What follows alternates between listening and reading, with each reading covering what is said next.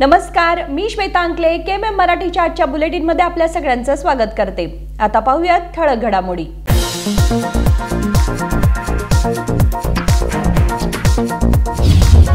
नीटमध्ये गुण वाढून देतो म्हणून सांगून लुटणाऱ्याला बेळगावात अटक। 1,30,00,000 रोख रकमेसह संगणक मोबाईल करण्यात आला जप्त।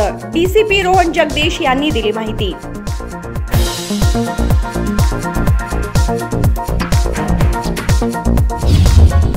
गणेशपूर येथे हुंड्याच्या छळाला कंटाळून विवाहितेचा आत्महत्येचा प्रयत्न।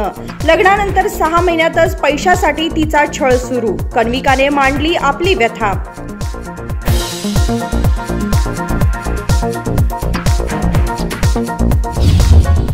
शिवाजीनगर पेट्रोल पंपाजवळ खासगी बस धडकले डिवायडरला धडकल्याने ऑटोचे नुकसान। उत्तर संचार पोलीस ठाण्याच्या हद्दीतील ही घटना।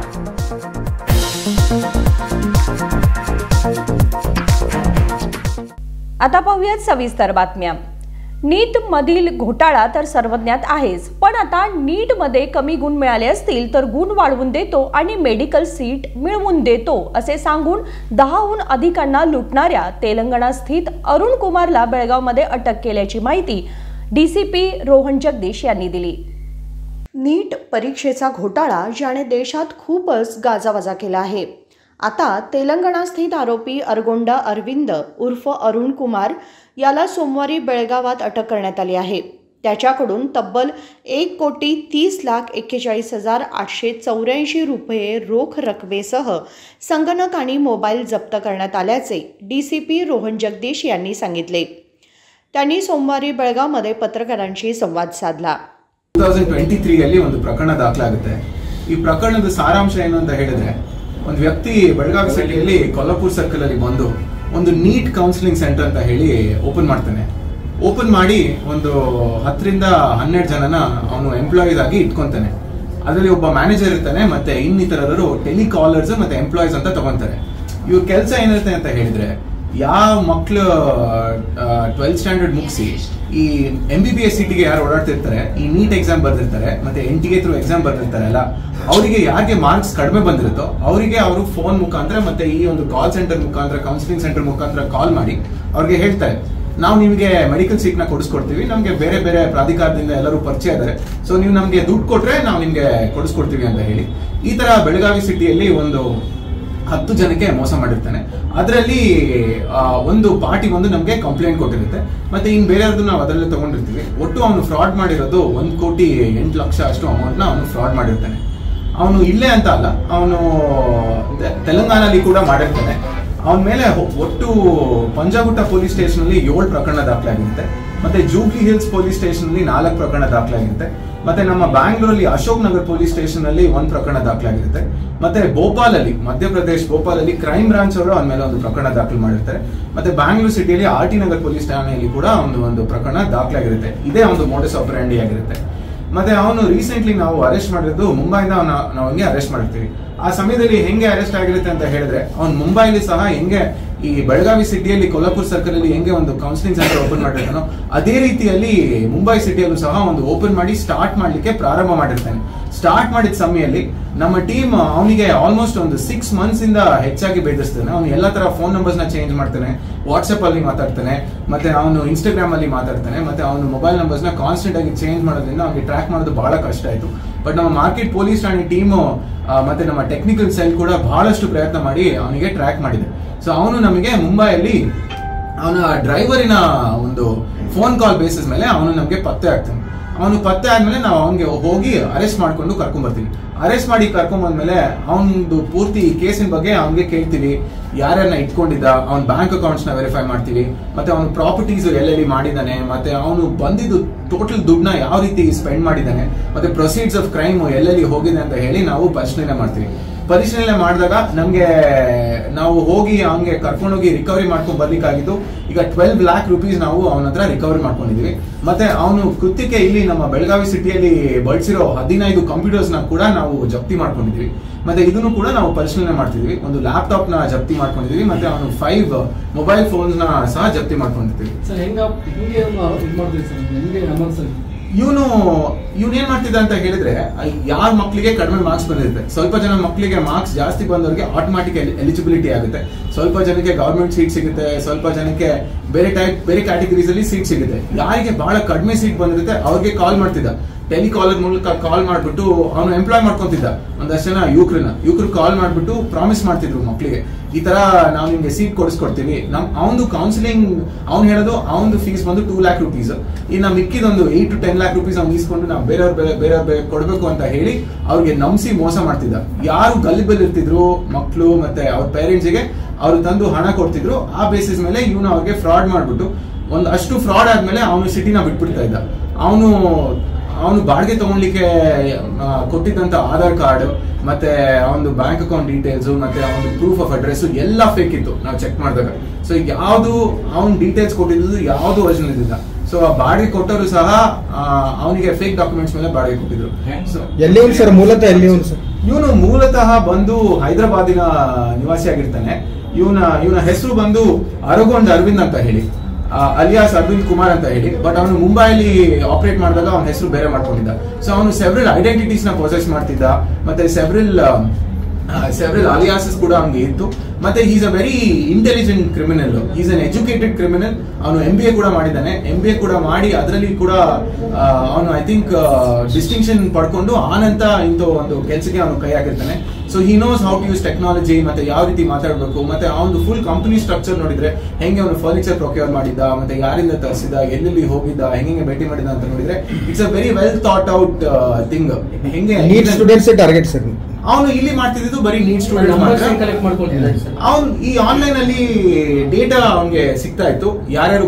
त्यांनी सांगितले की मार्केट पोलीस स्टेशनच्या हद्दीत घर भाड्याने घेऊन नीटमध्ये कमी गुण मिळालेल्या मुलांना कॉल करून गुण वाढवून देऊन मेडिकल सीट मिळवून देतो असे सांगून बेळगावातील 10हून अधिक लोकांकडून पैसे घेऊन त्यांची फसवणूक केली होती.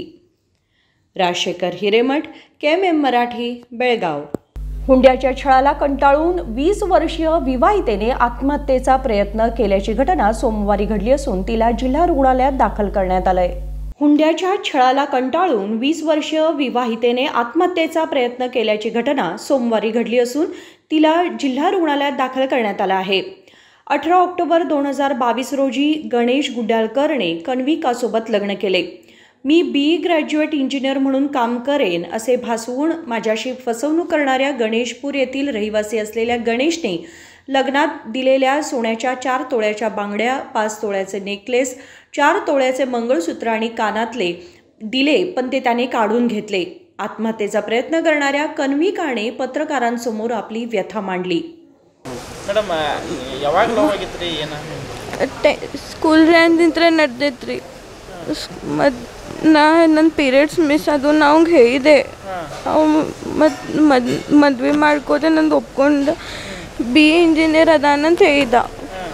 ಮತ್ತು ಈಗ ಹೋಗ್ಯಾನ ನಾವು ಕಲ್ಯಾಗ ಬೆಂಗಳೂರಿನಾಗ. ಸುಳ್ಳು ಹೇಳಿ ಮದ್ವೆ ಮಾಡ್ಕೊಂಡ. ಮದ್ವೆ ಆದ್ಮೇಲೆ ನಡೆದಿತ್ತು 6 ತಿಂಗಳ ಚಲೋ ಇಟ್ಕೊಂಡ್ರು. ಮತ್ತು ಡೌರಿ ಕೇಳಕ್ಕೆ ಚಾಲು ಮಾಡಿದ್ರು, ಹೊಡೆಯೋದು ಬಡಿಯೋದು ಮಾಡಕ್ಕೆ ಚಾಲು ಮಾಡಿದ್ರು. ಮತ್ತು ಎಷ್ಟು ಕೊಟ್ರು ಅಷ್ಟು ಅವ್ರಿಗೆ 7 ಲಕ್ಷ ಮಟ್ಟ ಕೊಟ್ಟೇನೆ. ಗೋಲ್ಡು ಐತಿ, 2 ಬ್ಯಾಗಿನ್ನು ಬಿಲ್ವರ್ ಅದು ನೆಕ್ಲೆಸ್ ಅದು ಎಲ್ಲ ಕೊಟ್ಟೇನಿ ಸರ್. ಎಲ್ಲ ಕೊಟ್ಮೇಲೂ ಅದು ಹೊಡೆಯೋದು ಬಡಿಯೋದು ಚಾಲೂನ ಐತಿ. ಈಗ ಮನೆಯೊಳಗೆ ಹಾಕ್ಯಾರ ನಂಗೆ. BE ಇಂಜಿನಿಯರ್ ಅದಾನಂತ ಹೇಳಿದ. ಮತ್ತು ಮದುವೆ ಆಗುವಾಗ ಈಗ BE ಇಂಜಿನಿಯರ್ ಇಲ್ಲವು 50,000 ಮಟ್ಟ ಪ್ಯಾಕೇಜ್ ಐತಿ, ಸ್ಯಾಲರಿ ಐತೆ ಅಂತ ಹೇಳಿದ ನಂಗೆ. ಸುದ್ದಿ ಹೇಳಿ ಮದುವೆ ಮಾಡ್ಕೊಂಡ. ಡೌರಿ ಡೈಲಿ ಡೌರಿ ಕೇಳೋದು ಕೊಡಲಿಲ್ಲ. ಎಲ್ಲಿಂತ್ರ ನನ್ನ ಮಮ್ಮಿ ಸಾಲ ಮಾಡಿ ಕೊಟ್ಟಾರ ನಮಗೆ. ಮತ್ತು ಕೊಡಲಿಲ್ಲ ಅಂದ್ರೆ ಹೊಡೆಯೋದು ಬಡಿಯೋದು ಕೆಲಸ ಹಚ್ಚೋದು ಇದು ಮಾಡಕ್ಕೆ ಚಾಲು ಮಾಡಿದ್ದ. ದಿನ ಇದನ್ನು ನಡೆದೈತಿ. ಗೊತ್ತಾಗುವ ಸರ್. ನಶ ಮಾಡೋಕ್ಕೂ ಕಳಿಸಿದ್ದ. ಸಿಗರೇಟ್ ಹೊಡ್ಯಾಕೆ ಸೆರೆ ಕೊಡಿಸೋದು. ಗಾಂಜಾಗ ಹೊಡೆಯೋದು ಮನೆಗೆ ಇಲ್ಲಂದ್ರೆ ಹೊಡೆಯೋಲಿಲ್ಲಂದ್ರೆ ನಂಗೆ ಹೊಡಿತಿದ್ದ ನಿಮ್ಮ ಮನೆಯೊಳಗಿಂತ ಹೊರಗೆ ಹೋಗಂತ. ಹಾಂ ಈಗ ಈಗ ನಂಗೆ ಎಲ್ಲ ಕಡೆಯಿಂದ ಬ್ಲಾಕ್ ಮಾಡ್ಯಾರ. ಮನೆ ಹೊರಗೆ ತೆಗ್ದಾರ ಸರ್. ಮನ್ಯಾಗ ಕರ್ಕೊಬ್ಯಾಡ್ರು. ಈಗ ಮತ್ತೆ ರೊಕ್ಕ ತೊಗೊಂಡು ಬಾ ಅಂತ ಹೊರಗೆ ಹಾಕಿದ್ರು.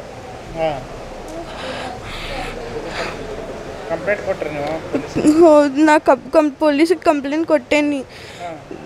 ಎಲ್ಲರ ಕಡೆ ಇದು ಪೋಸ್ಟ್ ಮಾಡೇನಿ. ನಾ ಟಪಾಲ್ನಾಗ ಅದು ಕೊಟ್ಬಿಡೇನಿ. ಇಂದು ಮಟ್ಟ ಆ್ಯಕ್ಷನ್ ಯಾರೂ ತೊಗೊಂಡಿಲ್ಲ. ಮತ್ತು ನಂಗೆ ಸಾಕಾಗೈತಿ. ಇನ್ನೂ ಆ್ಯಕ್ಷನ್ ತೊಗೊಂಡಿಲ್ಲ ಅಂದ್ರೆ ನಂಗೆ ಸಾಯ್ತೇನೆ. ಈಗ ಮುಂದೆ ಏನಾಗ್ತೈತೆ ಗೊತ್ತಿಲ್ಲ ನಂಗೆ.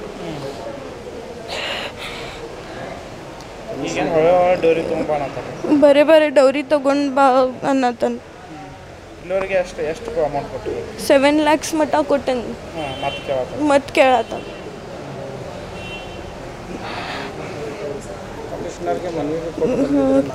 ಹೌದು, ಕಮಿಷನರಿಗೆಲ್ಲ ಇನ್ನೂ ಆ್ಯಕ್ಷನ್ ಆಗಿಲ್ಲ ಸರ್.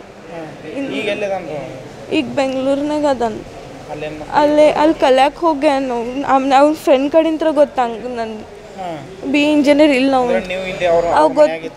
ಅದು ಗೊತ್ತಾದ್ಮೇಲೆ ನಾ ಇದ್ದೆ ಮನ್ಯಾಗ. ಹೌದು, ಅವ್ನ ಮಾಮ ಅದಲ್ಲ. ಅವ್ ಮೇನ್ ಅವ್ ನಡ ಹಿಡಿಯೋದು. ನಾ ರೂಮ್ನಾಗ ಒಬ್ಬಾಕೇನು ಫೋರ್ಸ್ ಮಾಡ್ತಿದ್ದ ನಂಗೆ. ಸೋದ್ರ ಮಾಮ, ಅವ್ರ ಮಮ್ಮಿ ತಮ್ಮ ರೂಮ್ನಾಗಿದ್ದಾಗ ಜಬರ್ದಸ್ತಿ ಮಾಡೋದು. ಹಾಂ, ಸೆಕ್ಷುವಲ್ ಹರಾಸ್ಮೆಂಟ್ ಮಾಡ್ತಿದ್ದ. ಮತ್ತು ಮನೆಗೆ ಬಂದು ಕಿವಿ ತುಂಬೋದು ನಮ್ಮ ಅತ್ತಿಗೆ. ಹಿಂಗೆ ತಗೊಂಡು ಬಾ ಡೌರಿ ಗಿವ್ರಿ ಅಂತ. ಮತ್ತು ನನ್ನ ಗಂಡನೂ ಕಿವಿ ತುಂಬ್ತಿದ್ದ. ಈಗ 2 ವರ್ಷ ಆಗ್ತೈತಿ. ಭಾಳ ತ್ರಾಸ ಮಾಡಿದನ್ ಸರ್. ಅವ್ ಮೇನ್ ಮಾಮನ ಜೀವನ ಹಾಳು ಮಾಡ್ಯಾನ ನಾನು. ಅವ್ ಮಾಮ ಸೆಕ್ಷುವಲ್ ಹರಾಸ್ಮೆಂಟ್ ಭಾಳ ಮಾಡಿದ್ದ ನನ್ನ ರೂಮ್ನಾಗ. ಅದು ಮತ್ತು ಬರೀ ನಮ್ಮ ಮನ್ಯಾಗ ಇರಾಕ್ ಬರ್ತಿದ್ದವು.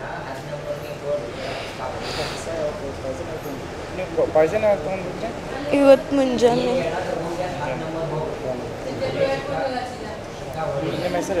ಕನ್ವಿಕಾ ಕನೀಶ್ ಗೊಡಾಲ್ಕರ್. ಕನ್ವಿಕಾ ಗಣೇಶ್ ಗುಡಾಲ್ಕರ್ ಇವತ್ತು ಪಾಯ್ಸನ್ ತೊಗೊಂಡಾಡ್ರಿ. ಇಲ್ಲಿ ಸಿವಿಲ್ ಹಾಸ್ಪಿಟಲ್ದಲ್ಲಿ ಅಡ್ಮಿಟ್ ಮಾಡಿದಾರೆ. ತಂದ ವರದಕ್ಷಿಣ ಕಿಡ್ಕೊಳಕೊಡತ್ತಾರ. ಗಂಡ ಮಾವ ಅತ್ತಿ ಮತ್ತು ಹುಡುಗನ ಮಾವ ಮತ್ತು ಹಿಂಗೆಲ್ಲ ಮಾಡಿಕೇಸಿ ಮೇಲೆ ಒಟ್ಟು 1 ಲಕ್ಷ ತೊಗೊಂಡ್ಬಾ, 2 ಲಕ್ಷ ತೊಗೊಂಡ್ಬಾ, 50,000 ರೂಪಾಯಿ ತೊಗೊಂಡ್ಬಾ. ಇಲ್ಲ ಅಂತಂದ್ರೆ ನಿನಗೆ ಇದು ಮಾಡೋಂಗಿಲ್ಲ, ನಿನ್ನ ಜೊತೆಗೆ ಸಂಸಾರ ಮಾಡೋಂಗಿಲ್ಲ, ನೀನು ಬ್ಯಾರೇದವ್ರ ಜೊತೆಗೆ ಅಪೇರ್ ಐತಿ, ಅದೈತಿ, ನೀ ಜೀನ್ಸ್ ಪ್ಯಾಂಟ್ ಯಾಕೆ ಹಾಕೋತಿ, ಟಿ ಶರ್ಟ್ ಯಾಕೆ ಹಾಕೋತಿ, ಹಾಗೆಲ್ಲ ಮಾತಾಡಿಕೇಸಿ ಭಯಂಕರ ಕಿರ್ಕೊಳ್ ಕೂಡ ಅಂದೆ. ಅವ್ರ ಮನ್ಯಾಗೂ ಯಾರೂ ಇಲ್ಲ. ಹಾಂ, ಲವ್ ಮ್ಯಾರೇಜ್ 2 ವರ್ಷ ಮುಂಚೆ ಲವ್ ಮ್ಯಾರೇಜ್ ಆಗಿತ್ತು. ಅದನ್ನ ಹೆಸರು ಕೆಡಿಸ್ಕೋಬೇಡ ಅನ್ನೋ ಉದ್ದೇಶಕ್ಕಾಗಿ ಹುಡುಗಿನೂ ಮ್ಯಾರೇಜ್ ಆದ. ಅವಾಗ ಏನು ಮಾಡಿದ್ರು ಅಂದ್ರೆ ಜಾಬ್ ಅದಾನ ಅಂತ ಹೇಳಿ ಮದುವೆ ಮಾಡ್ಕೊಂಡ್ರೆ. BSc ಸಿವಿಲ್ ಇಂಜಿನಿಯರ್ ಅದಾನ ಅಂತ ಹೇಳಿ. ಅವ್ನು ಸ್ಟೂಡೆಂಟ್ ಅದಾನ, ಅವ್ನು ಜಾಬ್ ಮಾಡ್ತಾಯಿಲ್ಲ. ಮತ್ತು ಅವ್ರ ಫಾದರ್ ನೋಡ್ರೆ ಲಿಪಾನಿ SDFC ಈ ಥರ ಸಬ್ ಆಫೀಸ್ದಾಗ ಅವ್ರ ಹುಡುಗನ ಫಾದರ. ಹೀಗೆಲ್ಲ ಅವರು ದುಡ್ಡನ್ನ ಅಂಶ ಕೊಟ್ಟು ಹರ್ಯಾಸ್ಮೆಂಟ್ ಮಾಡತ್ತಾರ. ಈಗಾಗಲೇ 7 ಲಕ್ಷ ಅಮೌಂಟ್ ಕೊಟ್ಟಿದ್ದಾರೆ ಅವರು. ಕೊಟ್ರೂ ಹೋದ್ರೂ ಮನೆಗೆ ಆಳಗತೆ ನೋಡ್ಕೋತಾರೆ ಅವ್ರು. ನೀ ಪರಿಚಯ ಹೊರ್ತದ, ನೀ ಬಾಂಡೆ ತೊಳೆಯೋದ, ಒಟ್ಟು ನಾವು ಹೇಳ್ದಂಗೆ ಕೇಳಬೇಕಾ, ಇಲ್ಲ ಅಂತಂದ್ರೆ ನಿನ್ನ ಸಾಯಿಸಿ ಬಿಡ್ತೇವೆ ನಾವು. ಹೀಗೆಲ್ಲ ಮಾಡಂದೆ ಇವತ್ತು ಭಾರಿ ಪ್ರಮಾಣವಾಗಿ ಪಾಯ್ಸನ್ ತೊಗೊಂಡಳ. ಪಾಯ್ಸನ್ ತೊಗೊಂಡ್ಲೆ ಇವರ ಆಟೋ ಡ್ರೈವರ ಮಲಿಕ್ ಮುಲ್ಲಾ ಅಂಥೇಳಿ ಅವ್ರು ತಂದು ಅಡ್ಮಿಟ್ ಮಾಡಿದಾಗ ಈಗ ಸ್ವಲ್ಪ ಇದನ್ನಾಗೈತಿ. ಹಾಂ, ಹುಡುಗ ಇತ್ತು ಬೆಂಗಳೂರಲ್ಲಿ ಇರ್ತಾನೆ. ಇಲ್ಲ ಅವ್ರ ಅತ್ತಿ ಮಾವ ಮತ್ತು ಹುಡುಗನ ಮಾವ. ಹುಡುಗನ ಮಾವ ಏನಂತಂದ್ರೆ ನೀ ನನ್ನ ಜೊತೆಗೆ ಇರ್ತಾನೆ ಹಿಂದೆ ಅಂದ್ರೆ ನಾ ಹುಡುಗನ ಜೊತೆಗೆ ಸಂಸಾರ ಮಾಡಕ್ಕೆ ಕೊಡ್ತಾನೆ, ಇಲ್ಲ ಅಂತಂದ್ರೆ ನೀನು ಬಾಳೆ ಎಲ್ಲ ಹಾಳು ಮಾಡ್ತಾನೆ. ಹೀಗೆಲ್ಲ ಹ್ಯಾರಾಸ್ಮೆಂಟ್ ಕೊಟ್ಟು ಮೈ ಮುಟ್ಟೋದ, ಇದು ಮಾಡೋದ, ಕೆಟ್ಟ ಕಂದೆ ನೋಡೋದ. ಮಗಳ ತಮ್ಮನದ ಆಳಕ್ಕೆ ಹುಡುಗಿ ಅಂದ್ರೂ ಆಕಿಗೆ ಒಟ್ಟು ಬಾಳೆ ಮಾಡೋಕ್ಕೆ ಕೊಡಾಕ್ತಾ ಇರಲಿಲ್ಲ. ಈಗಾಗಲೇ ಇದಕ್ಕೆ ಹಿರಿಯಾರದು ಮುಗಿದಾರೆ ಎಲ್ಲರೂ. ಈಗಾಗಲೇ 2-3 ಸಲ ಕಂಪ್ಲೇಂಟು ಆಗೈತಿ. ಮತ್ತೀಗ ಮೊನ್ನೆ ನಮಗೆ ಗೊತ್ತಿಲ್ಲದ ಕಮಿಷ್ನರ್ಗೂ ಕಂಪ್ಲೇಂಟ್ ಮಾಡಿದಾರೆ. ಅವ್ರು RPD ಅದು ಮಾಡಿದಾರೆ. ಸ್ಟೇಷನ್ಗೆ ಹೋಗಿಲ್ಲ, ಈಗ ಸಿಕ್ಕಿಲ್ಲ ಅವರ ಸಾಹೇಬ್ರ. ಈಗ ಹೀಗಾಗಿ ಅವರು ಒಟ್ಟು ನ್ಯಾಯ ಕೊಡಿಸ್ಬೇಕಾ. ಅಮೌಂಟ್ ಒಮ್ಮೆ 50,000 ಒಮ್ಮೆ 2 ಲಕ್ಷ ಒಮ್ಮೆ 1.5 ಲಕ್ಷ ಒಟ್ಟು ಮೇಲೆ 7 ಲಕ್ಷ ರೂಪಾಯಿ ಮಾಡಿದವು. ಇಲ್ಲಿ ಅದಾವ ನೋಡ್ರಿ, ಇಲ್ಲಿ ನೋಡ್ರಿ ಅಮೌಂಟ್. ಇಷ್ಟು ಸ್ಟೇಟ್ಮೆಂಟು ತೋರಿಸ್ತೀನಿ ನಿಮಗೆ. ಚೆಕ್ ತುರು ಕೊಟ್ಟಿದ್ದ ಎಲ್ಲ ಅದಾವ. ಹಾಂ, ನಜೀರ್ ಪಿರ್ಜಾದ್ ನಮ್ಮ ಗೋಕಾಕ ಮತ್ತು ಅವರ ಸಂಬಂಧಿಕರ ನಮ್ಮ ಖಾತಾ ಬೇಕಾದವ್ರ ಪುನಾದಲ್ಲಿ ಇರ್ತಾರೆ, ಅವರು ಹೇಳಿದೆ ನಾ ಹ್ಯಾಂಡಲ್ ಮಾಡ್ತಾ ಇದ್ದೇನೆ. लग्नानंतर जेव्हा ती पतीच्या घरी गेली तेव्हा 6 महिने तिची चांगली काळजी घेतली गेली. नंतर तिने तक्रार केली की तिच्या पतीच्या घरच्यांनी भांडण करून तिला मानसिक व शारीरिक मारहाण केली. पण आता घरातून पैसे आणण्याचाही आग्रह केला जातोय. मला न्याय द्या अशी मागणी तिने पत्रकारांसमोर केली. विनोद कोलकार, KMM मराठी, बेळगाव. बेळगावमधील शिवाजीनगर येथील पेट्रोल पंपाजवळ खासगी बस चालकाचं नियंत्रण सुटून ती दुभाजकावर आदळल्याची घटना रविवारी रात्री घडली आहे. बेळगावमधील शिवाजीनगर येथील पेट्रोल पंपाजवळ खासगी बस चालकाचं नियंत्रण सुटून ती दुभाजकावर आदळल्याची घटना रविवारी रात्री घडली. रामदेव हॉटेल, RTO सर्कल ते गांधीनगरपर्यंत खासगी बस चालकांनी बेकायदा बस थांबे बनवले आहेत. या भागामध्ये पादचाऱ्यांना ये जा करणंही अवघड झालंय. अशात खासगी बस चालकाचं नियंत्रण सुटून डिवायडरला धडकल्याने ऑटोला दुखापत झाली आणि नागरिकांनी बस चालकाला ताब्यात घेतले आहे. ही घटना उत्तर संचार पोलीस ठाण्याच्या हद्दीत घडली. राजशेखर हिरेमठ, KMM मराठी, बेळगाव. आणि या बातमीबरोबरच बातमीपत्रामध्ये वेळ झाली एक छोट्याशा विरामाची. कुठेही जाऊ नका, पाहत रहा KMM मराठी. दुल्हन का सिंगार, खूबसूरती की बहार, परंपरा और नयापन का अनोखा मिलाव, ब्राइडल कलेक्शन.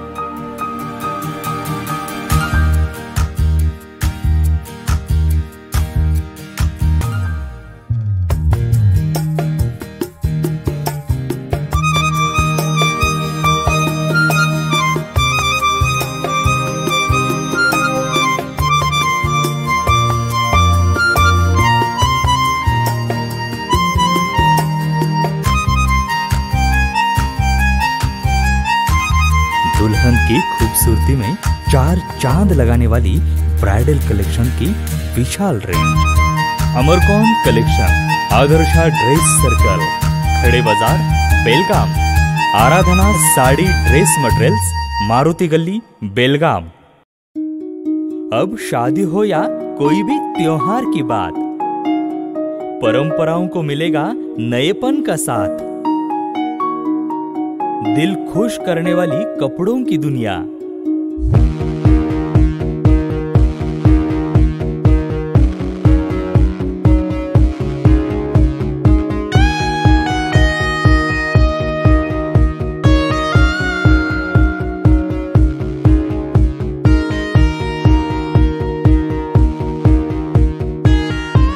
पूरे परिवार के कपड़े खरीदो अब एक ही छत के नीचे. Aradhana sari and dress materials and readymades, Maruti Galli, Belgaum. Sari हर महिलाओं को लुभाने वाली बात. साड़ी तहजीब दिखाती. साड़ी परंपरा संभालती.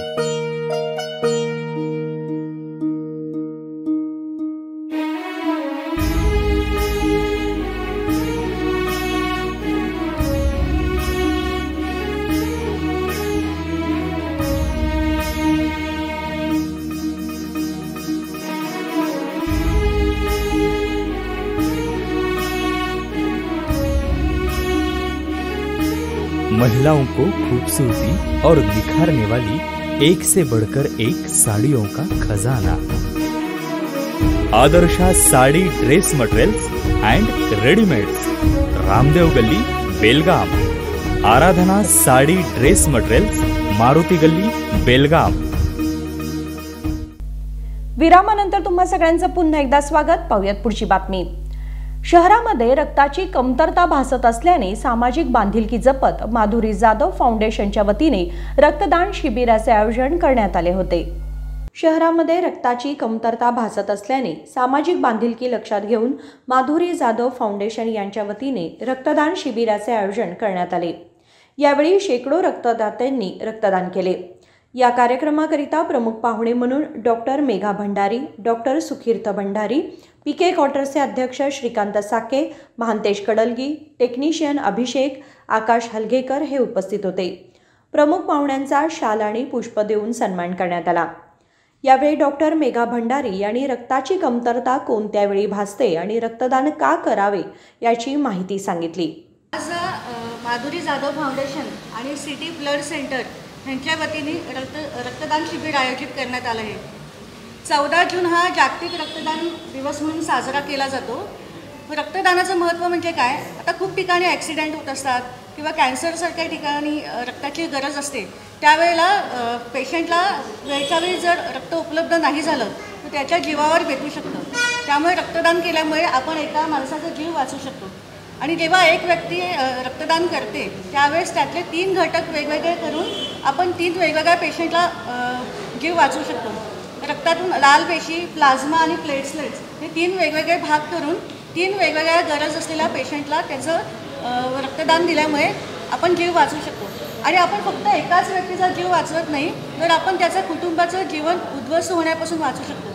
आणि हे आनंद फार मोठा आहे. जेव्हा आपण दान करतो तेव्हा आपण फक्त एका व्यक्तीलाच दान देत असतो, पण रक्तदान केल्यामुळे आपण पूर्ण कुटुंबाचंच त्याचं आयुष्य उद्ध्वस्त होण्यापासून वाचू शकतो.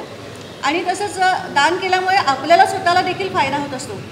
आपलं ज्यांनी रक्तदान केलेलं आहे त्यांना त्यांच्या आरोग्यावरती चांगला परिणाम होतो. त्यांच्या रक्तामध्ये परत नवीन पेशी निर्माण होत असतात.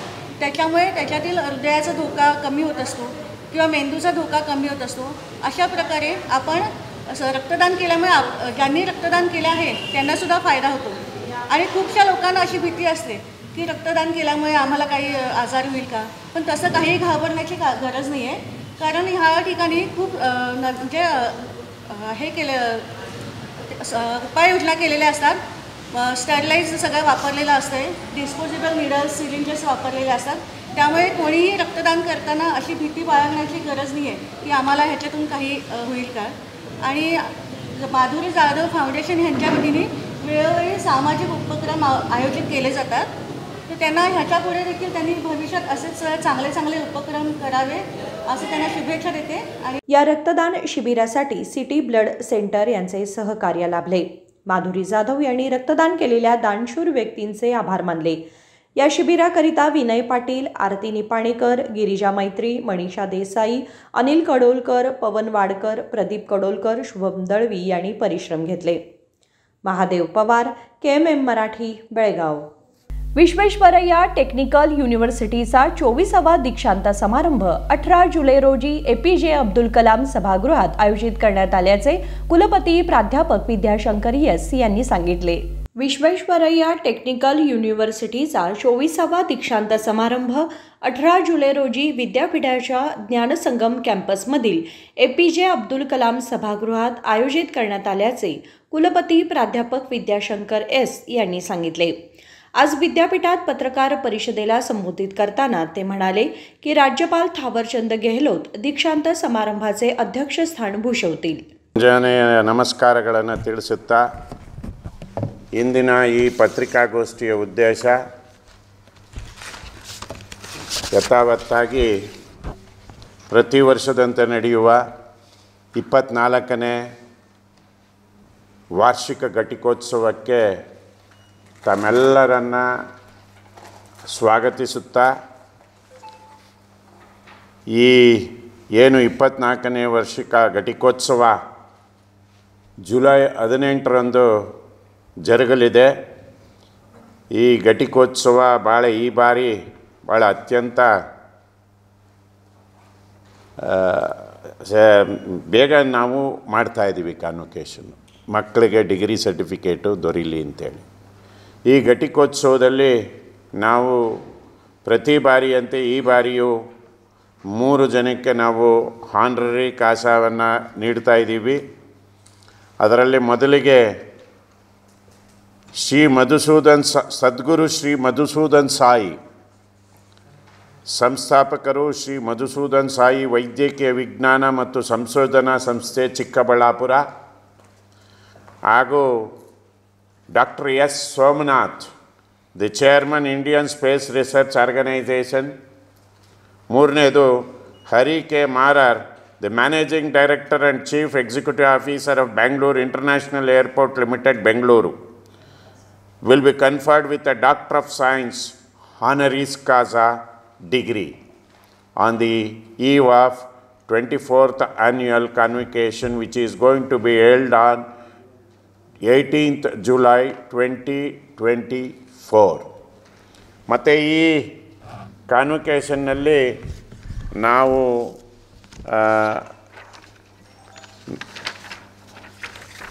ಸುಮಾರು ಗೋಲ್ಡ್ ಮೆಡಲ್ಗಳನ್ನು ನಾವು ನೀಡ್ತಾ ಇದ್ದೀವಿ.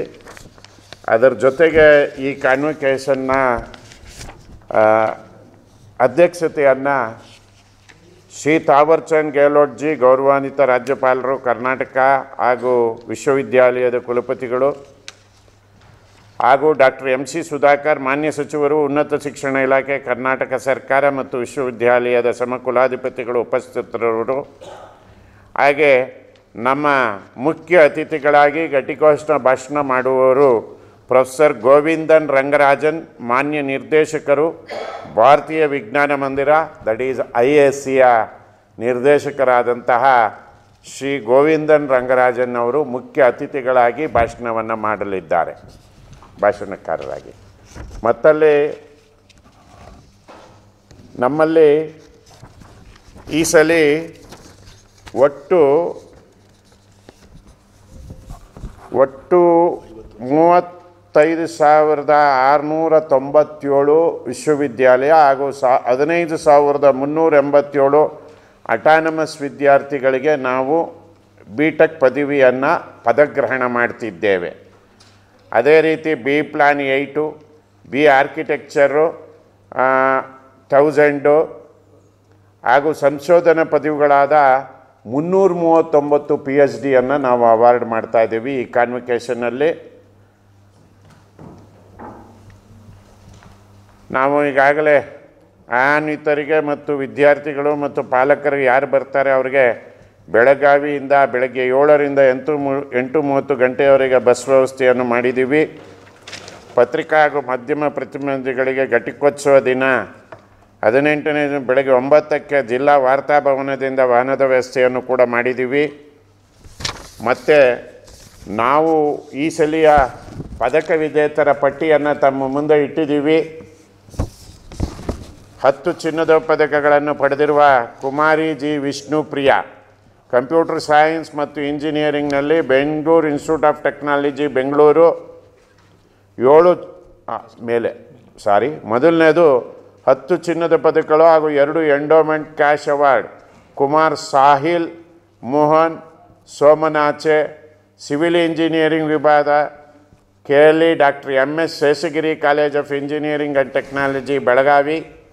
ಅದೇ ರೀತಿ 10 ಚಿನ್ನ ನಾನು ಹೇಳ್ದಂಗೆ ಕುಮಾರಿ ಜಿ ವಿಷ್ಣುಪ್ರಿಯಾ, 7 ಚಿನ್ನದ ಪದಕಗಳು ಕುಮಾರಿ ರೇಷ್ಮಾ ಜಿ, ಎಲೆಕ್ಟ್ರಾನಿಕ್ಸ್ ಮತ್ತು communication engineering SJB institute of technology Bengaluru. 7 ಚಿನ್ನದ ಪದಕಗಳು Kumar Mohan Kumar L, mechanical engineering SJB institute of technology Bengaluru. 7 ಚಿನ್ನದ ಪದಕಗಳು ಕುಮಾರಿ ಕೃತಿಕಾ ಜಿ, ಎಲೆಕ್ಟ್ರಿಕಲ್ ಮತ್ತು electronics engineering Ballari institute of technology and management Ballari. 4 ಚಿನ್ನದ ಪದಕಗಳು ಕುಮಾರಿ ಕೃತಿಕಾ ಸೇಂತಿಲ್, ಮಾಹಿತಿ ವಿಜ್ಞಾನ ಮತ್ತು engineering Atria institute of technology Anand Nagar. ಅದೇ ರೀತಿ 7ನೇದು 4 ಚಿನ್ನದ ಪದಕಗಳು ಕುಮಾರಿ Anushree P, RNS institute of technology Bengaluru. 8ನೇದು 2 ಚಿನ್ನದ ಪದಕಗಳು Kumar Maltesh N, mining engineering doctor Thimmaiah institute of technology KGF. 2 ಚಿನ್ನದ ಪದಕಗಳು Kumara Janani D, biotechnology engineering GM institute of technology Davanagere. ಅದೇ ರೀತಿ 2 ಚಿನ್ನದ ಪದಕಗಳು Kumar Saurav V, Ingale aeronautical engineering Sridevi institute of technology Mangaluru.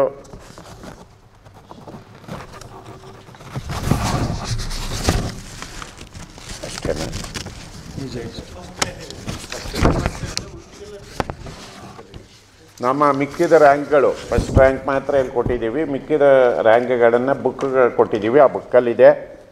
ಮತ್ತು overall college ranking, BIT Bengaluru 19, Sahyadri college of engineering and management Mangaluru 19, sir M Visvesvaraya institute of technology institute of technology 11, RNS institute of technology Bengaluru 11, KLE doctor MS Sheshagiri college of engineering and technology total ranks 9, BMS college of architecture 9, Mangaluru institute of technology and engineering Moodbidri 9, Bapuji institute of engineering and technology Davanagere 8, Acharya institute of technology 8, SES college of engineering 7, doctor T. Thimmaiah institute of technology KGF 6, Srinivasa institute of technology Mangaluru 6, BNM institute of technology Bengaluru 5, JNNC Shivamogga 5, Mangaluru marine college and technology Mangaluru 5, department of UG PG studies VTU Belagavi campus 4, east west institute of technology Bengaluru 4. ನಮ್ಮಲ್ಲಿ ಈ ಸಲ ಒಂದು ಪ್ರಮುಖ ಬದಲಾವಣೆ ಏನು ಅಂದರೆ ನಮ್ಮ SC ST pass percentage 53.59 ಇತ್ತು ಲಾಸ್ಟ್ ಟೈಮು. ಈ ಸಲ ಅದು 75%ಗೆ ಅನೌನ್ಸ್ ಆಗಿದೆ. ನಮಗೆ ಅದನ್ನು ತರ್ತಾಯಿದ್ದೀವಿ. ಮತ್ತು ನಮ್ಮಲ್ಲಿ ಎಷ್ಟು ಜನ ಮಕ್ಕಳು ಈ ಸಲ ಅಟಾನಮಸ್ ಕಾಲೇಜ್ ಡೇಟಾ ಏನು ಅಂದರೆ 19,993 ಜನ ವಿದ್ಯಾರ್ಥಿಗಳು ಅಪಿಯರ್ ಆಗಿದ್ದಾರೆ. ಪಾಸಾಗಿರೋದು 15,556.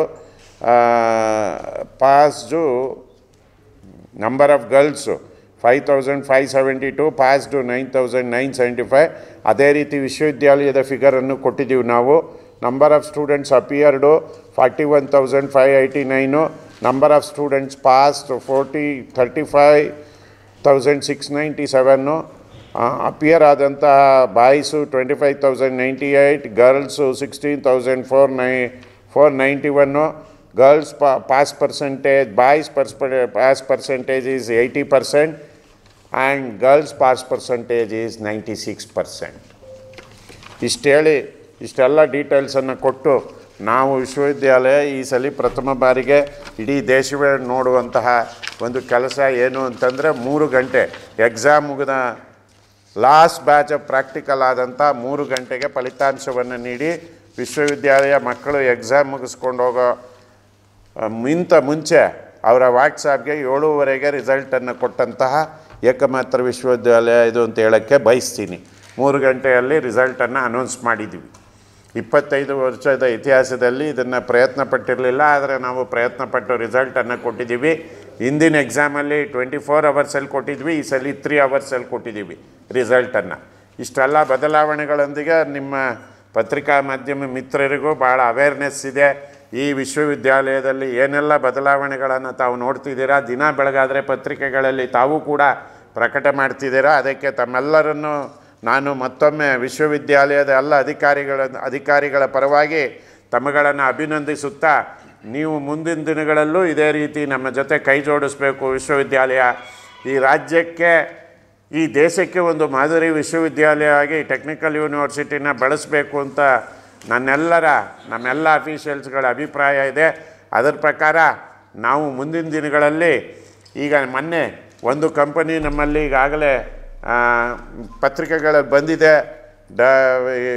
ಅವರು ಸಾಫ್ಟ್ವೇರ್ ಡೆವಲಪ್ಮೆಂಟನ್ನು ಅವರು ಇಲ್ಲಿ ಓಪನ್ ಮಾಡಿದ್ದಾರೆ. ಅವರು ವಿದ್ಯಾರ್ಥಿಗಳಿಗೆ ಟ್ರೈನಿಂಗು ಮತ್ತು ಉದ್ಯೋಗವನ್ನು ಕೊಡೋದ್ರ ಜೊತೆಗೆ ಅದೇ ರೀತಿ ನಾವು ಅಮೇರಿಕಾದಲ್ಲಿ ಮುಂದಿನ ದಿನಗಳ ಅಮೇರಿಕಾದಿಂದ 50 ಕಂಪನಿಗಳನ್ನು ಕ್ಯಾಂಪಸ್ ಒಳಗಡೆ ತರುವಂಥ ಕೆಲಸಕ್ಕೆ ನಾವು ಕೈ ಹಾಕಿದ್ದೀವಿ. ಬಹುಶಃ ಅದು ಇನ್ನೊಂದು ವರ್ಷ ಬೇಕಾಗ್ತದೆ ಅದರ ಸಾಧನೆ ಮಾಡಲಿಕ್ಕೆ. ಆ ಪ್ರಯತ್ನವನ್ನು ಮಾಡ್ತೀವಿ ನಾವು. ಕಾರಣ ದಿನಗಳು ಮುಂದಿನ ದಿನಗಳಲ್ಲಿ project learning and experiential learning ಇವೆರಡು ಭಾಳ ಮುಂದಿನ ಶಿಕ್ಷಣದ ಒಂದು ದಿಕ್ಸೂಚಿ. ಆ ಪ್ರಾಜೆಕ್ಟ್ ಲರ್ನಿಂಗು ಎಕ್ಸ್ಪೀರಿಯನ್ಷಿಯಲ್ ಲರ್ನಿಂಗ್ ಆಗಬೇಕು ಅಂದರೆ ಕ್ಯಾಂಪಸ್ ಒಳಗಡೆ ನಮಗೆ ಕಂಪ್ನಿಗಳಿರಬೇಕು. ವಿದ್ಯಾರ್ಥಿಗಳು ಪ್ರಾಬ್ಲಮ್ ಏನಾದ್ರು ಸಿಗಬೇಕು ಅಂದರೆ ಆ ಕಂಪ್ನಿಗಳು ಇಮ್ಮಿಡಿಯೇಟಾಗಿ ಪ್ರಾಬ್ಲಮ್ ಕೊಟ್ಟು ಅಲ್ಲೇ ಸಾಲ್ವ್ ಮಾಡೋಕ್ಕೆ ಒಂದಷ್ಟು ಜನ ಮೆಂಟರ್ಸು ಸಿಗೋದ್ರಿಂದ ವಿಶ್ವವಿದ್ಯಾಲಯದಲ್ಲೇ ಯಾಕೆ ಇರಬೇಕು ಅಂದರೆ ವಿಶ್ವವಿದ್ಯಾಲಯದಲ್ಲಿ ಈ ಕಾರಣಕ್ಕಾಗಿ ಅವರು ಇರಬೇಕು ಕಂಪ್ನಿಗಳು ಅಂಥೇಳಿ ಯಾವ ಕನಸನ್ನು ನಾನು ಅಧಿಕಾರ ಸ್ವೀಕರಿಸಿದಾಗ ಕಂಡ ಅದು ಬಹುಶಃ 1.25 ವರ್ಷದ ನಂತರ ಮೊನ್ನೆ ಈಡೇರಿದೆ. ಮೊದಲನೇ ಕಂಪ್ನಿಯಾಗಿ ಮುಂದಿನ ದಿನಗಳಲ್ಲಿ ಕ್ಯೂ ಮ್ಯಾಗ್ಮಾ ಅಂತ 225 ಸೀಟರ್ ಕಂಪ್ನಿ ಬರ್ತಾಯಿದೆ. ಅದೇ ರೀತಿ ಅನೇಕ ಕಂಪ್ನಿಗಳ ಜೊತೆ ಈಗ ಒಡಂಬಡಿಕೆ ಮಾಡ್ಕೊಂಡಿದ್ದೀವಿ. ಮತ್ತು ಡ್ರೋನ್ ಮ್ಯಾನುಫ್ಯಾಕ್ಚರಿಂಗ್ ಕಂಪ್ನಿ ಒಂದು ಸೆಂಟರ್ ಆಫ್ ಎಕ್ಸಲೆನ್ಸನ್ನು ಕ್ರಿಯೇಟ್ ಮಾಡಿದೆ. ಈಗಾಗಲೇ ಅಮೇರಿಕಾದ ಎಕ್ಸ್ಟ್ರಾನ್ಸ್ ಕಂಪನಿಯವರು ಆಗಲೇ ಸೆಂಟರ್ ಆಫ್ ಎಕ್ಸಲೆನ್ಸನ್ನು ಕ್ರಿಯೇಟ್ ಮಾಡಿದ್ದಾರೆ. ವಿದ್ಯಾರ್ಥಿಗಳು ಆಗಲೇ ಟ್ರೈನಿಂಗಿಗೆ ಶುರು ಆಗಿದೆ. ಅದೇ ರೀತಿ ಸಂಕಲ್ಪ ಎಲೆಕ್ಟ್ರಾನಿಕ್ಸ್ ಹುಬ್ಳಿಯವರು ಸೆಮಿಕಂಡಕ್ಟರ್ನಲ್ಲಿ ಸೆಂಟರ್ ಆಫ್ ಎಕ್ಸಲೆನ್ಸನ್ನು ಕ್ರಿಯೇಟ್ ಮಾಡಿದ್ದಾರೆ. ಇವೆಲ್ಲವೂ ವಿಶ್ವವಿದ್ಯಾಲಯಕ್ಕೆ ನಾವುಗಳು ಬಂದ ನಂತರ ಇವೆಲ್ಲ ಡೆವಲಪ್ಮೆಂಟನ್ನು ನಾವು ಮಾಡಿದ್ದೀವಿ. ಇಲ್ಲಿ ನಮ್ಮ ರೂರಲ್ ಮಕ್ಕಳೇನು ಬರ್ತಾರೆ, ಈ ಮಕ್ಕಳಿಗೆ ನಾವು ಅತಿ ಕ್ವಾಲಿಟಿ ಎಜುಕೇಷನನ್ನು ಕೊಡಬೇಕು ಅಂತೇಳಿ ನಾವು ನಮ್ಮ ಪ್ರಯತ್ನ ಇದೆ, ಅದು ಸಾಗ್ತಾ ಇದೆ. ಅದಕ್ಕೆಲ್ಲ ಮತ್ತೊಮ್ಮೆ ನಿಮ್ಮ ಸಹಕಾರವನ್ನು ಕೋರ್ತಾ ನಾನು ಈ ಪತ್ರಿಕಾಗೋಷ್ಠಿಯನ್ನು ಇದನ್ನು ಮುಗಿಸಿ ನೀವೇನಾದ್ರು ಪ್ರಶ್ನೆಗಳಿದ್ದರೆ ಅದನ್ನು ಸ್ವೀಕರಿಸ್ತೀನಿ ಅಂತೇಳಿ ನಾನು ನನ್ನ ಮಾತನ್ನು मुगिಸ್ತೇನೆ. उच्च शिक्षण मंत्री डॉक्टर MC सुधाकर उपस्थित राहणार आहेत. इंडियन इन्स्टिट्यूट ऑफ सायन्सचे संचालक प्राध्यापक गोविंदन रंगराजन हे प्रमुख पाहुणे म्हणून येणार असून दीक्षांत समारंभाला संबोधित करणार असल्याची माहिती त्यांनी दिली. यावेळी तिघांना डॉक्टर ऑफ सायन्स ही मानाची पदवी प्रदान केली जाईल. तसेच विद्यार्थ्यांना सुवर्ण पदकाचे वितरण केले जाईल. दीक्षांत समारंभात BE, BTech, B.Pharm, B architecture, PhD आणि MSc संशोधन पदव्या प्रदान केल्या जातील असे कुलपती प्राध्यापक विद्याशंकर S यांनी सांगितले. विनोद कोलकार, KMM मराठी, बेळगाव. मुतगा येथे रोटरी क्लब साऊथ यांच्या वतीने ब्रह्म तलावासभोवती 500 झाडे लावण्याचा उपक्रम राबवण्यात आला.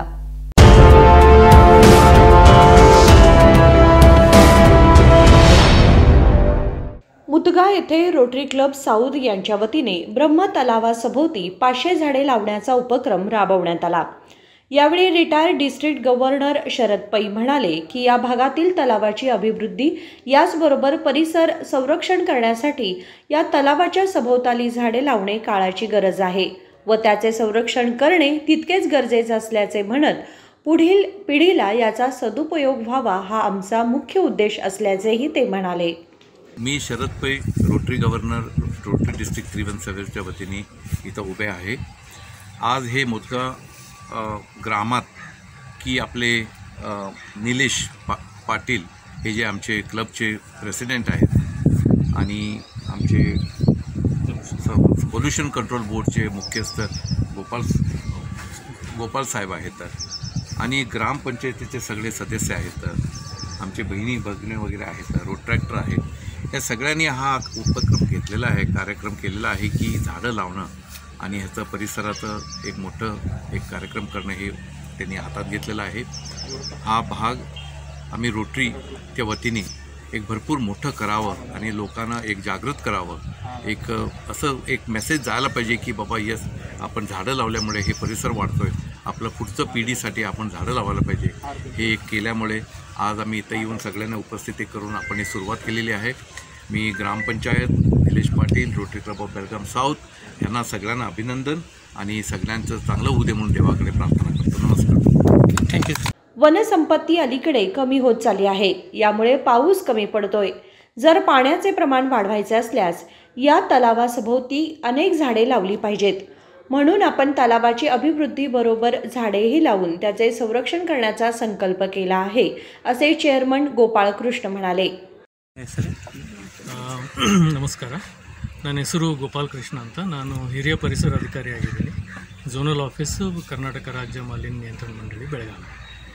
ಇವತ್ತು ರೋಟರಿ ಕ್ಲಬ್ ಮತ್ತು ಮುತ್ಕಾ ಗ್ರಾಮ ಪಂಚಾಯತ್ನವರು ಏನು ಈ ಸಸಿ ನೆಡುವ ಕಾರ್ಯಕ್ರಮ ಏನು ಹಮ್ಮಿಕೊಂಡಿದ್ದಾರೆ, ಇದು ಭಾಳ ಅವಶ್ಯಕವಾಗಿದೆ. ಇದ್ರ ಜೊತೆಗೆ ಅವರು ಕೆರೆಯನ್ನು ಸಹ ಅದನ್ನು ಪ್ರೊಟೆಕ್ಷನ್ಗೋಸ್ಕರ, ಅದನ್ನು ಅಭಿವೃದ್ಧಿ ಮಾಡೋದಕ್ಕೋಸ್ಕರ ಸಹ ಅವರು ಕಾರ್ಯಕ್ರಮವನ್ನು ಹಮ್ಮಿಕೊಂಡಿದ್ದಾರೆ. ಆದ್ದರಿಂದ ನಾನು ಎಲ್ಲರಿಗೂ ರೋಟರಿ ಕ್ಲಬ್ ಮತ್ತು ಗ್ರಾಮ ಪಂಚಾಯತ್ ಮುತ್ಕಾ ಇವರ ಅಧ್ಯಕ್ಷರು ಮತ್ತು ಎಲ್ಲ ಸದಸ್ಯರಿಗೂ ಅಭಿನಂದನೆ ಸಲ್ಲಿಸ್ತೇನೆ. ಈಗ ತಮ್ಗೆ ಗೊತ್ತಿರ್ಬೋದು ಗಿಡಗಳ ಇಂಪಾರ್ಟೆನ್ಸ್ ಏನಿದೆ, ನೀರಿನ ಇಂಪಾರ್ಟೆನ್ಸ್ ಏನಿದೆ, ಅದರ ಪ್ರಾಮುಖ್ಯತೆ ಏನಿದೆ. ಈಗಾಗಲೇ ಹೆಚ್ಚಿನ ನೀರು ಕಲುಷಿತ ಆಗೋಗಿದೆ. ಅದನ್ನು ನಾವು ಸಂರಕ್ಷಣೆ ಮಾಡೋದು ನಮ್ಮೆಲ್ಲರ ಜವಾಬ್ದಾರಿ. ಜೊತೆಗೆ ಅರಣ್ಯದ ಸಂಪತ್ತು ಸಹ ಕಡಿಮೆ ಆಗ್ತಾಯಿದೆ. ಅರಣ್ಯವನ್ನು ಸಹ ನಾವು ಬೆಳೆಸಬೇಕು. ನಮಗೆ ಒಂದು ಅಧ್ಯಯನದ ಪ್ರಕಾರ 1 ಡಿಗ್ರಿ ಸೆಂಟಿಗ್ರೇಡ್ ಕಡಿಮೆ ಮಾಡಬೇಕಂದ್ರೆ 5 ಕೋಟಿ ಗಿಡಗಳನ್ನ ನೆಡಬೇಕಾಗ್ತದೆ ಅಂತ ಒಂದು ಅಧ್ಯಯನ ಹೇಳ್ತದೆ. ಆದ್ದರಿಂದ ಇವತ್ತೇನು ಈ ಕಾರ್ಯಕ್ರಮ, ಈ ಅಭಿಯಾನ ಪ್ರಾರಂಭ ಮಾಡಿದ್ದಾರೆ, ಇದು ಒಂದು ಸಣ್ಣ ಹೆಜ್ಜೆ, ಆದರೆ ಇದು ನಿರಂತರವಾಗಿರಬೇಕು. ನಾವೆಲ್ಲರೂ ಸೇರಿಕೊಂಡು, ನಮ್ಮೆಲ್ಲರ ಜವಾಬ್ದಾರಿ ಪರಿಸರ ರಕ್ಷಣೆ ಮಾಡೋದು. ನಾವೆಲ್ಲರೂ ಸೇರಿಕೊಂಡು ಈ ಪರಿಸರವನ್ನು, ನಮ್ಮ ಸುಂದರವಾದ ಭೂಮಿಯನ್ನು ಚೆನ್ನಾಗಿಟ್ಕೊಳ್ಳೋಣ. ದೇವ್ರು ಹೇಗೆ ಕೊಟ್ಟಿದ್ದಾನೆ ಹಾಗೆ ಚೆನ್ನಾಗಿಟ್ಕೊಂಡು ಮುಂದಿನ ಪೀಳಿಗೆಗೆ ಸಹ ನಾವು ಇದನ್ನು ಹಾಗೆ ಕೊಡಬೇಕು. ಸೊ ಈ ತಮ್ಮೆಲ್ಲರಿಗೂ ಶುಭಾಶಯಗಳು ಹೇಳ್ತಾ ನನ್ನ ಮಾತನ್ನು ಮುಗಿಸ್ತೀನಿ. ನಮಸ್ಕಾರ. यावेळी असिस्टंट कमिशनर RTN अनंत नारगौडा, प्रेसिडेंट निलेश पाटील, सेक्रेटरी भूषण महिरप, सदस्य मनोज सुतार, आरती अंगडी, गोविंद मिसाळे, ग्रामपंचायत माजी अध्यक्ष किरण पाटील, ग्रामपंचायत सदस्य भालचंद्र पाटील, ग्रामपंचायत सदस्य पिंटू मल्लवड, मारुती पुजारी, सुधीर पाटील, शीला मल्लुगुळ, स्नेहल पुजारी, रुक्मिणी शिंगरी, लक्ष्मी भैरू पाटील, PDO बसवंत कडेमणी, सेक्रेटरी अनिल पाटील, प्रभाकर तलवार आणि कर्मचारी उपस्थित होते. महादेव पवार, KMM मराठी, बेळगाव. बातमीपत्रामध्ये वेळ झाली एक छोट्याशा विरामाची. कुठेही जाऊ नका, पाहत रहा KMM मराठी.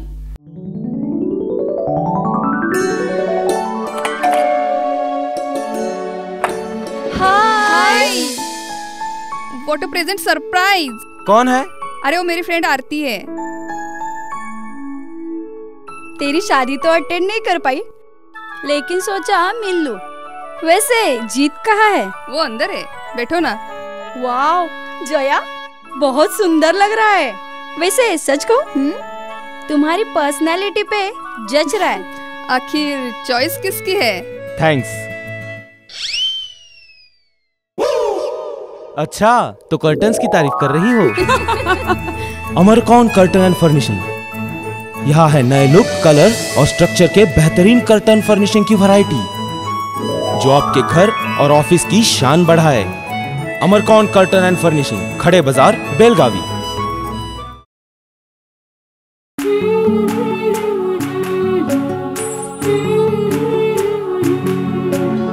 थोड़ी सी महकी, थोड़ी सी बहकी, रुत अनोखी है।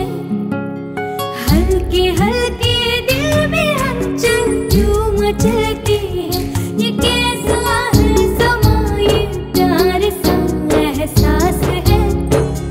ये किसकी पलकों में है, तस्वीरें कैसी नुमाइश है। आराधना, मारुति गली, बेळगाव।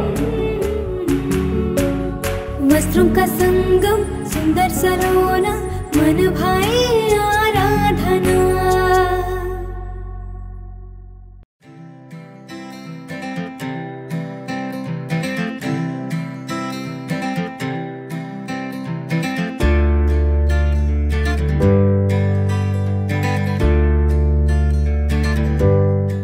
विरामानंतर तुम्हा सगळ्यांचं पुन्हा एकदा स्वागत. पाहूयात पुढची बातमी. आईचे दूध प्यायल्यानंतर बकरी ज्या वयात बळकट व्हायला हवी त्या वयात स्वतःहून दूध देत असल्याची अत्यंत दुर्मिळ घटना समोर आली असून त्यामुळे परिसरात खळबळ माजली आहे. आईचे दूध प्यायल्यानंतर बकरी ज्या वयात बळकट व्हायला हवी त्या वयात स्वतःहून दूध देत असल्याची अत्यंत दुर्मिळ घटना समोर आली असून त्यामुळे खळबळ उडाली आहे. बेळगाव जिल्ह्यातील बैलहोंगल तालुक्यातील नवलगट्टी गावातील ईश्वरप्पा यमनाप्पा मडिगार यांनी आपल्या उदरनिर्वाहासाठी एक शेळी पाळली, जिने 3 महिन्यांपूर्वी छोट्या पिल्लाला जन्म दिला. वास्तविक 2.5 महिन्यांनी शेळीचे कास, आचळ मोठे होतात. त्यामुळे शेळीच्या मालक ईश्वरप्पाने कुतूहलाने त्याच्याकडे दूध मागितले. यावेळी शेळीने दूध दिल्याने शेळी मालकच नव्हे तर आसपासच्या लोकांनाही आश्चर्याचा धक्का बसला. ज्या वयात आईचे दूध प्यावे आणि बळकट व्हावे त्या वयात ते दूध देत आहे. दररोज सकाळी आणि संध्याकाळी ते सुमारे अर्धा लिटर दूध देते. मोठ्या शेळीच्या दुधासह लहान कोकरूचे दूधही दररोज वापरले जाते. साधारणतः शेळीला गाभण होण्यासाठी जन्मानंतर 6 महिने आवश्यक असतात. 5 महिन्यांच्या गर्भधारणेनंतर ते कोकरांना जन्म देतात. यानंतर ते 1.5 वर्षांपर्यंत पुन्हा गर्भवती होईपर्यंत दररोज दूध देतात. परंतु येथे कधीही गरोदर राहिलेली किंवा बाळाला जन्म न देणाऱ्या 3 महिन्यांच्या शेळीने दूध दिल्याची ही दुर्मिळ घटना घडल्याने पशुवैद्यकीय क्षेत्रासमोर मोठे आव्हान आहे. राजेकर हिरेमठ, KMM मराठी, बेळगाव. गेल्या 8 दिवसांपूर्वी अनगोळ शिवारातील बाळेकुंद्री यांच्या शेतात बसवलेला TC पावसाळ्यामध्ये शॉर्ट सर्किट होऊन निकामी झाला होता. पण आता टीसी बदलल्याने शेतकऱ्यांमध्ये समाधान पसरलंय। गेल्या 8 दिवसांपूर्वी अनगोळ शिवारातील बाळेकुंद्री यांच्या शेतात बसवलेला टीसी पावसाळ्यात शॉर्ट सर्किट झाल्याने निकामी झाला होता, पण आता टीसी बदलल्याने शेतकऱ्यात समाधान पसरले। या भागात आता भात लावणी करण्यासाठी शेतकऱ्यांना पाण्याची अत्यंत गरज असते, म्हणून संबंधित मुख्य विद्युत अधिकाऱ्यांना शेतकऱ्यांनी लेखी निवेदन दिले आणि ताबडतोब टीसी बदलून द्यावा असे सांगितले होते। कारण शेतातील कोणताही टीसी जळाल्यास 24 तासांच्या आत तो बदलून शेतकऱ्यांचे नुकसान टाळावे हा सरकारचा नियम आहे। त्यासाठी सदर टीसी बसवण्यासाठी विद्युत कर्मचारी कामाला लागले। त्यासाठी आता शेतात भात पिके असल्याने टीसी नेण्यासाठी अडचण असल्याने शेतकऱ्यांनीच बैलगाडीतून येळ्ळूर रस्त्यावरून बाळेकुंद्री यांच्या शेतापर्यंत नेऊन ठेवला। तो लवकरच सुरू करून शेतकऱ्यांना दिलासा देण्यासाठी विद्युत अधिकारी कर्मचारी कामाला लागल्याने शेतकऱ्यांना मोठे समाधान झाले आहे। सदर टीसी बाळेकुंद्री यांच्या शेतातून येळ्ळूर रस्त्याकडेला बसवल्यास सोयीचं होईल, शिवाय विद्युत कर्मचाऱ्यांनाही संरक्षित होईल, यासाठीही शेतकरी प्रयत्न करणार आहेत। महादेव पवार, KMM मराठी, बेळगाव। 20 वर्षांपूर्वीचे बांधकाम असलेली सदाशिवनगर शेवटचा क्रॉस येथील गटारची शिडी ढासळली आहे। सदाशिवनगर शेवटचा क्रॉस येथे गटारची शिडी ढासळली आहे। 20 वर्षांपूर्वी केलेले हे बांधकाम आहे। काल सायंकाळी सतत पाऊस पडत असल्याने शिडी कोसळण्याच्या परिस्थितीत आहे। कित्येक वेळा तक्रार करूनही प्रशासनाने दुर्लक्ष केले। शिडी शेजारी नाला असल्याने नाल्याचे सांडपाणी आणि त्याचा प्रवाह जास्त असल्याने शिडीचा अर्धा भाग कोसळला आहे। शिडीखाली गॅस पाईपलाईन, पाण्याची पाईपलाईन असल्याने धोकादायक ठरत आहे। काल संध्याकाळी एक 4 चाकी वाहनही अडकले होते। सामाजिक कार्यकर्ते प्रसाद चौगुले यांनी त्या ठिकाणी पाहणी करून काल रात्री त्वरित याची दखल घेऊन मनपा आयुक्त तसेच आमदारांना कळवले आहे। सदाशिवनगर शेवटचा क्रॉस इथं बघू शकता की काल दिवसभर पावसाने हे शिडीच्या खालती जे साईडला माती असते ते माती ढासळले आणि हे बांधकाम काही विटेचं दगडाचे बांधकाम होतं। 20 वर्ष पाठीने केलेलं बांधकाम होतं। हे शिडीच्या नाल्याचे शेजारी नाल्या असल्याने नाल्याचा प्रवाह जास्त असणे पाणी इकडनं वाहत असते। त्याचप्रमाणे शिडीच्या खालती तुम्ही बघू शकता गॅस कनेक्शन आहे, वॉटर कनेक्शन, पाईपलाईन कनेक्शन आहे। का म्हणजे हे शिडीचं सपोर्ट संपूर्ण कोसळलं आहे दोन्ही साईडने। कित्येक वेळेस त्यासाठी अधिकाऱ्यांनी, प्रशासनाने, महानगरपालिकांनी, संबंधित अधिकाऱ्यांनी बघू नका कारण नंतर कुठलेही काम केलेलं नाही। तर काल मला नागरिकांनी सांगितले की शिडीचं हे कोसळलं आहे, त्यामुळे ते संपूर्ण हे आता सध्या बंद केलेलं आहे। काय म्हटलं तर बंद केल्यामुळे अवजड वाहन आले तर कधी हे कोसळ सांगता येत नाही, कारण पावसाचं काम आता कुठलंही काम घेतलेलं नाही महानगरमध्ये। मानते आता कुठल्या पावसाचं काम होत नाही, तर तात्पुरतं तुम्ही काही तरी उपाय करून पावसाळा संपल्यानंतर आम्हाला नवीन शेडीचं काम करावं असं मी विनंती करतो। त्याचप्रमाणे रात्री आपल्या नूतन आमदार आसिफ शेटांनी कळवलं आहे, त्याचप्रमाणे मनपा आयुक्तांना आशिष गुजराती साहेबांनी कळवलं आहे की ते लवकर त्यांनी हे आमची समस्या सांगितली। या भागातील रहिवाशांनी या रस्त्यावरील अवजड वाहने तसेच 4 चाकी वाहने रस्त्यावर येऊ देऊ नये असे आवाहन केले। पावसाळ्यात कामे होत नाहीत माहीत आहे, पण नंतर जोपर्यंत नवीन गटारची शिडी बांधकाम करत नाही तोपर्यंत रस्ता बंद ठेवण्यात यावा असे आवाहन त्यांनी केले। महादेव पवार, KMM मराठी, बेळगाव। पुन्हा एकदा एक नजर टाकूयात आजच्या ठळक घडामोडींवर।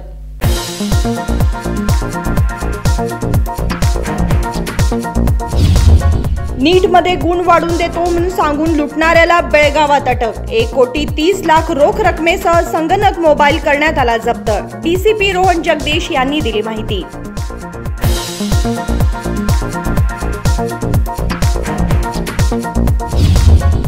गणेशपूर येथे हुंड्याच्या छळाला कंटाळून विवाहितेचा आत्महत्येचा प्रयत्न। लग्नानंतर 6 महिन्यातच पैशासाठी तिचा छळ सुरू। कन्विकाने मांडली आपली व्यथा।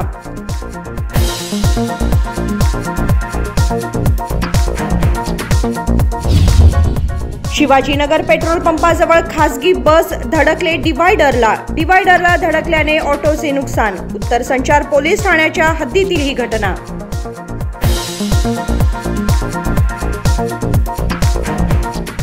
बातमीपत्रामध्ये वेळ झाली आहे आज इथेच थांबण्याची। तुम्ही पाहत राहा KMM मराठी। नमस्कार।